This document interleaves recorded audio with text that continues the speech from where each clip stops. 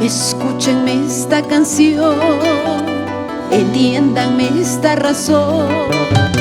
Me duele ver a mi patria bajo la bandera negra, oscureciendo el camino. Me duele que el timonel sea el libre mercado, vendiendo amores perversos. Me duele ver al cinismo condecorado en derrotas y genocidios patriotas. Me duele ver al cinismo galonando en corrupciones y genocidios patriotas.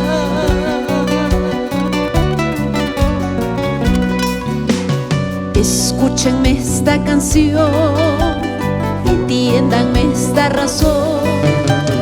Me duele ver en la tele la vanidad y la farsa dominando la razón. Me duele ver en las calles todas las marcas del mundo, Made in Perú, solo el hambre.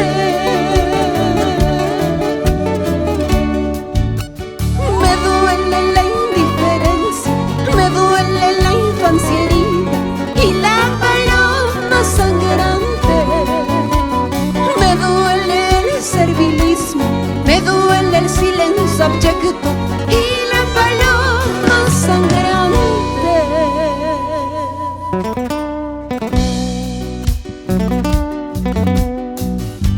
¿Y cómo no alzar mi voz de protesta si la sangre de mi pueblo está manchada de injusticia? Que suenen esas palmas peruanas arriba, señores. ¡Ja!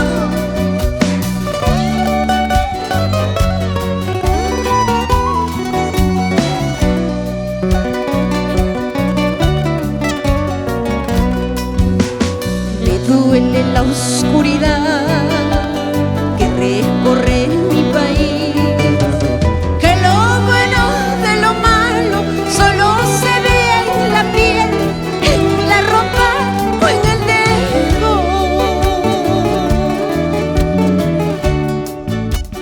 Me duele esta democracia que premia mediocridades y condena inteligencia. Duele la cómplice mano contraria a la solidaria, tejiendo impunidades. Intenciones por aquí, comisiones por allá, maquillando realidades.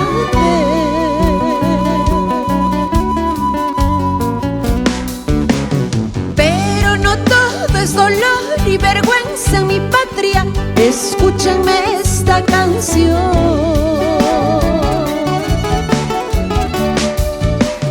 Pero no todo es dolor y vergüenza en mi patria. Entiéndanme esta razón.